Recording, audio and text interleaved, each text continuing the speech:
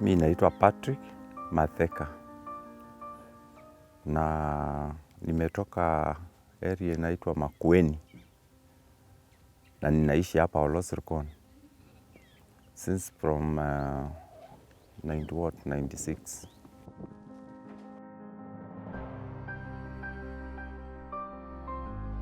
Kiamuka asubuhi kama ni siku kama hii ya leo, si ni Friday, tunakunywa chai kwanza. Tukimaliza kukunywa chai, mimi na watoto yangu, mama kama ako hapa, tunaingia tunaosha hii mifugo yetu juu ya kupe. Tukimaliza kuosha, tunawatoa tunawapeleka msituni kwenda kuwachunga. Kufikia kitu saa 6 tunawapeleka mtoni, wanakunywa maji, wanakuja wana relax. Saa 9 hivi wanatoka wanaenda tena wanakula mpaka 6:30. Tunawarudisha tena. Wanakuja sasa wanalala na sisi tunapumzika.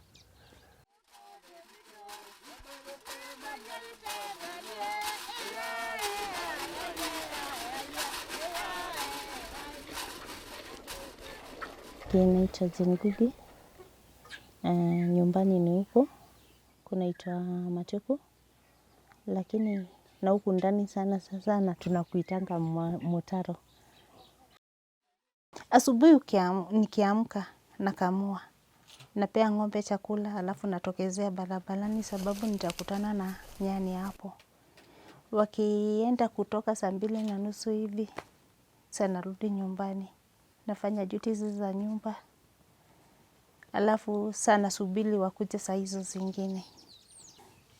Jioni nikimaliza kupika, nalala tu kama lisaa moja. Ndivyo nitokezee tena kwa barabara, alafu nigoje tena saa ndogo. My name is Sasine and we are in our village and this is our home.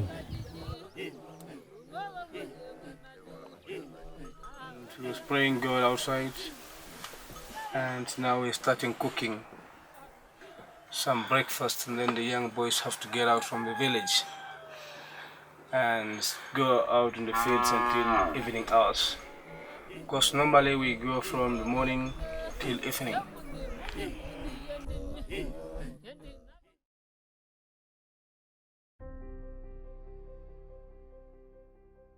Traditionally, many Kenyan communities have interacted with wildlife quite positively.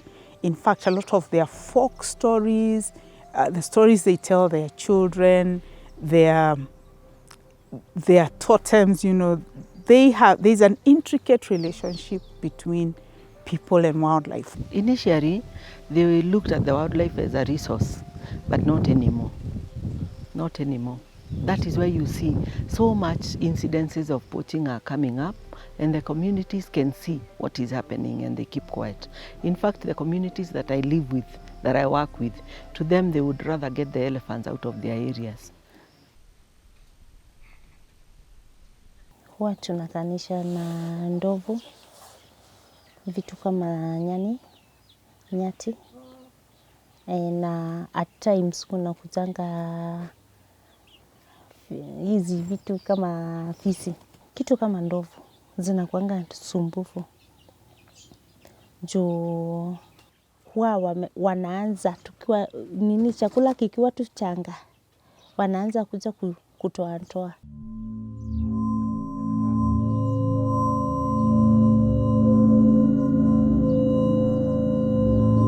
Juzi ndovu wakatokezea, wakaingia kwa shamba.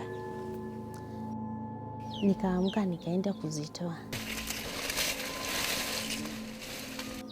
Sasa lazima kwanza usikize penye wako, juu wakisikia makelele watu wamenasimama. Nikawa na mbwa. Mbwa alisonga tu karibu naye, alafu saa hiyo kufukuzana kwa mbwa na ndovu, mbwa alikuja tu kwa miguu zangu. Sasa nianze kukimbia. Nikaonelea afadhali nirushie ndovu torch, iache na torch, mimi nitoroke. Wanaweza kula kila kitu. Kaa kwa jirani yangu hapa, hata wamevuna saa hizi. Walivuna ziko tu hivi. wamevuna juu ya kuharibiwa. Chenye alitoa ni kitu kidogo sana. Ni kweli wakati nilirusha torch, alikuja akavuja torch, lakini hakuona chenye kingine. Sasa nikatokezea. Siku hiyo sikurudi tena kwa shamba.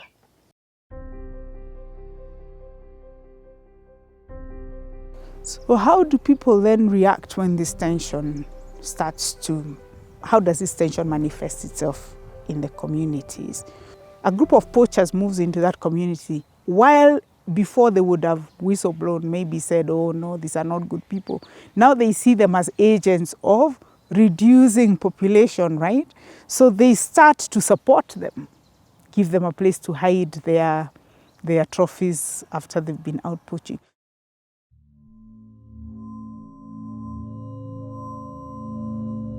Fisi wanatoka huko kwa game. Wanakuja hata kama unalala, anachimba boma upande wa nyuma. Wewe ukiamka asubuhi unakuta mbuzi hakuna. Ukifuata unakuta amekulia tu somewhere. Nitaje kina fisi, kuna siku wamekuja more than 30.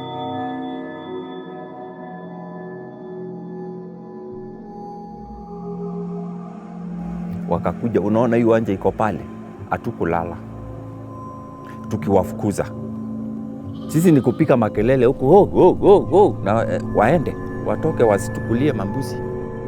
Huyo fisi alinikosea. Anatoa mbuzi yangu, alitolea kwa ile kona, akabeba akapeleka kwa msitu pale. Akaenda akakula. Naona? Na tunalala kwa hii nyumba. Anakuja anatoa choo kwa hii kona. Hiyo ni madharau kiasi gani? Dirisho mzuri. Tujue yeye ndio mbingwa, amekula na amekuja kukunia kwa mlango. Ninakuanga lindo baba. Juu fisi labda amechelewa, amelala kwa kimajani pale. Usikie tu kakondoo kama haka kameanza kulia, kumbe hakuna. Kameumwa kichwa. Huku uwezi acha mbuzi silale msituni. Uwezi ukaacha. Hizo mbuzi kama tuseme umepoteza. Juu uwezi acha mbuzi kwa kupenda. Kama umepoteza inakuanga ni 50-50. Either upate ama ukose. Ukikosa, maybe utapata mangosi. Ukipata, unaambia Mungu asante. Kama ingine yangu ilichukuliwa pale, tulifuata manyoya hata hatukuona ngosi. Manyoya tukafuata ikafukishwa barabara. Vile tu alikuwa anafurutwa. Ilikuwa mbuzi mzima kubwa.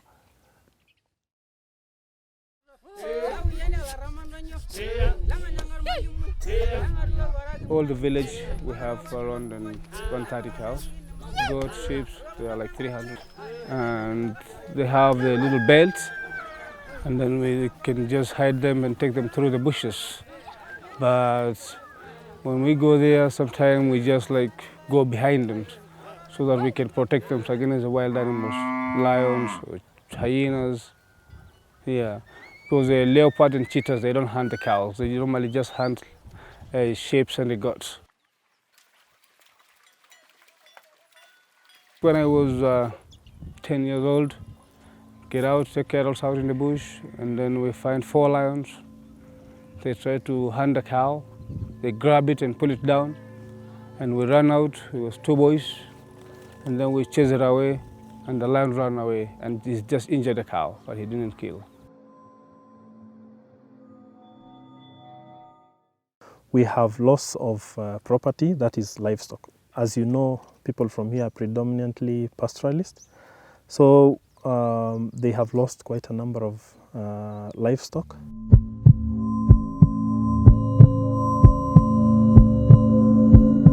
Jina langu ni Metian Motik. Nilikuwa naichunga mbuzi na kondoo. Nilipokuwa nikichunga, simba akaja.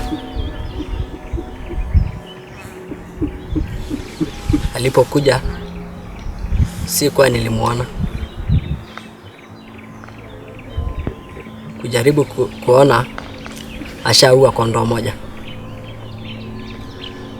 Nami kujaribu kufukuza, fisi wakaondokea. Kajaribu kurudi, niliona fisi 3 hivi wakitoroka. Kumbe washaua kondoo na mbuzi mmoja. Na hivyo nikaanza kuitana, kuomba msaada kwa walio karibu. And then we also have loss of life, and yes, we have had cases where people have been either killed or maimed by wildlife in general, and mostly elephants and buffaloes. They are the big, conflict animals.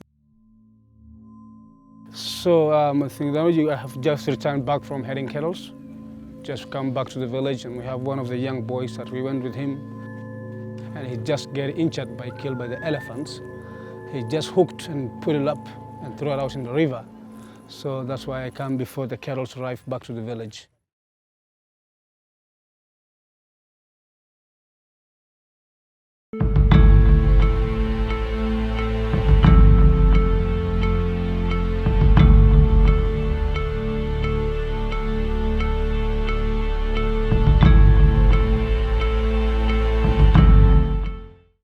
Depending on what it is that your livelihood is dependent on, if the relationship with wildlife then starts to jeopardize your ability to survive within that economy, to be able to pay school fees for your children, to put food on the table, to cultivate a crop so that you can also be seen in the community as one who knows how to live, then it is not a wonder that sometimes the attitude towards wildlife becomes negative.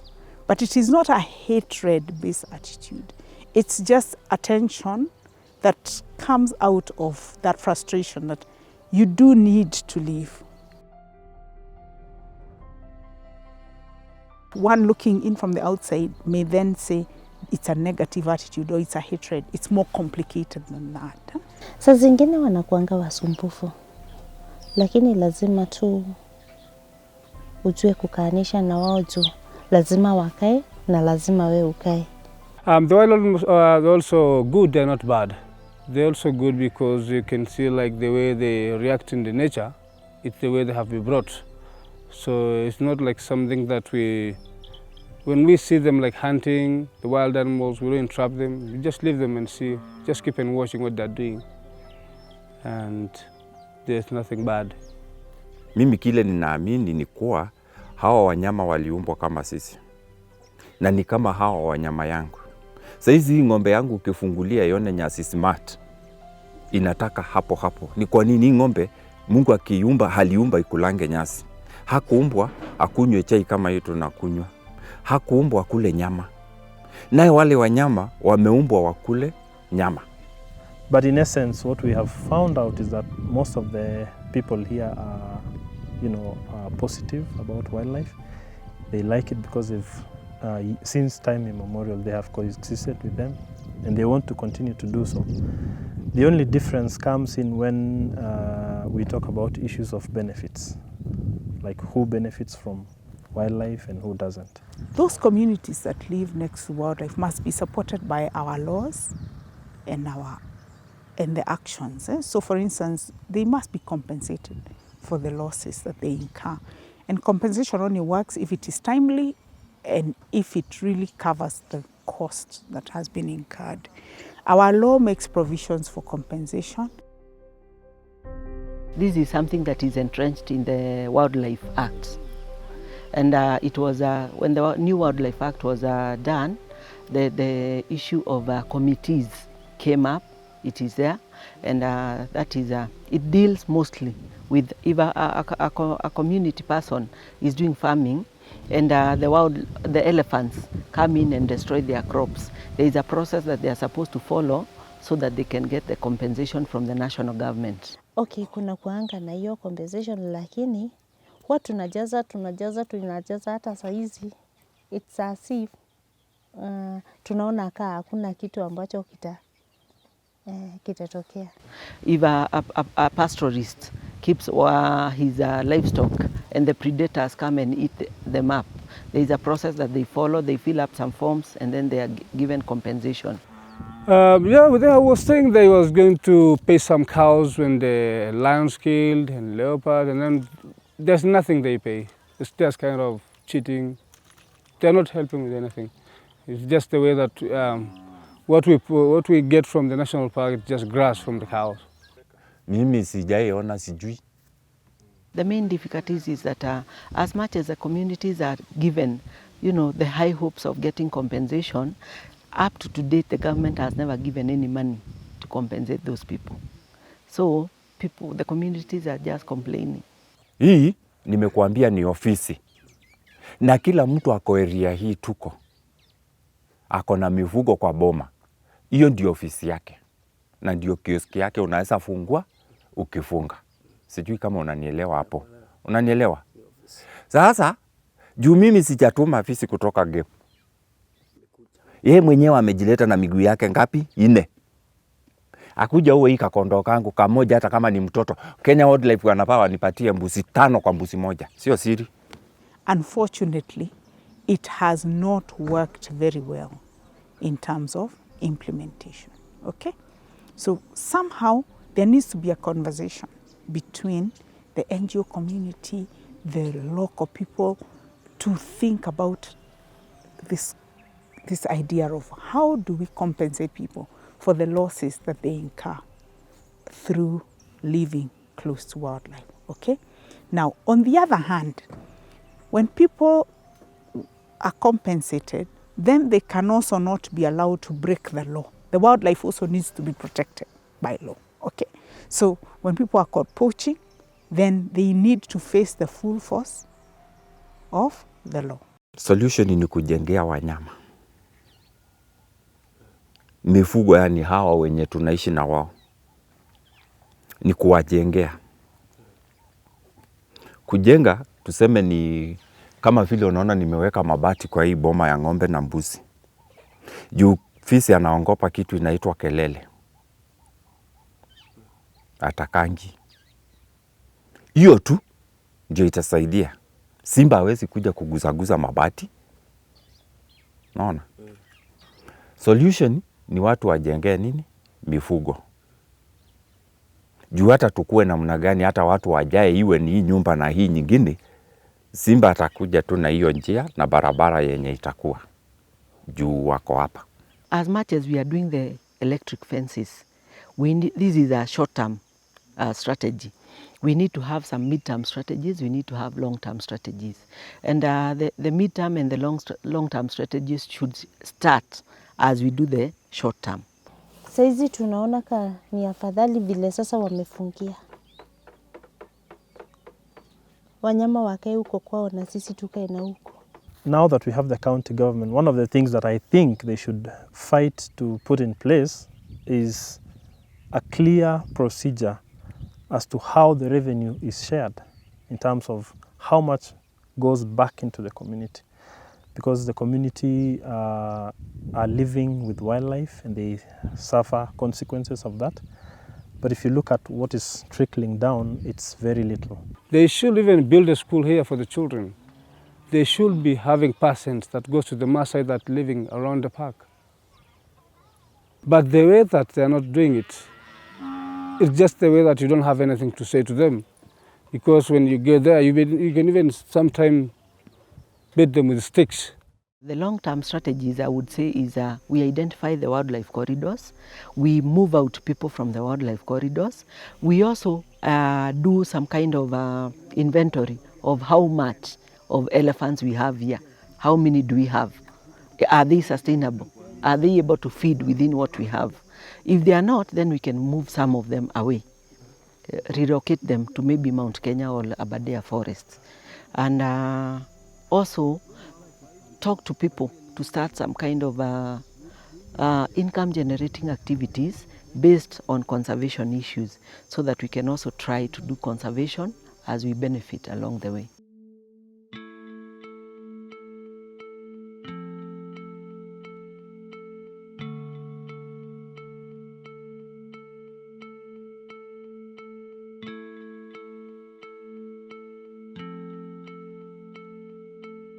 One thing that is clear to me is that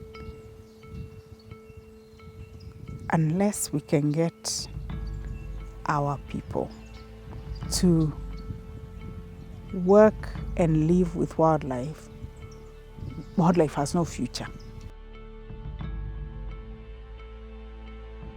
We need conservation as much as we need development, because a healthy environment is a healthy nation. If we don't balance, nature is going, obviously, as Wangari Maathai used to say, to take charge. Nature is going to revenge. Nature is going to, come after us one way or another. That is definite.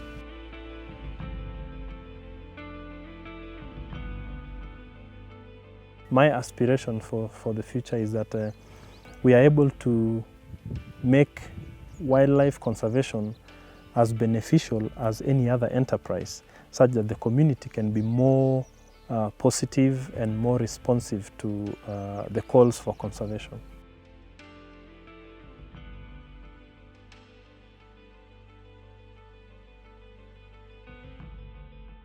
We have only 12% of our land area that has been put aside as conservation land, okay? 8% as national parks. The other 4% or maybe slightly more as community conservation areas, game reserves, multi-use areas that have basically been designated as wildlife areas. Now that means out of 100% of Kenya, only 12% is demarcated as wildlife areas.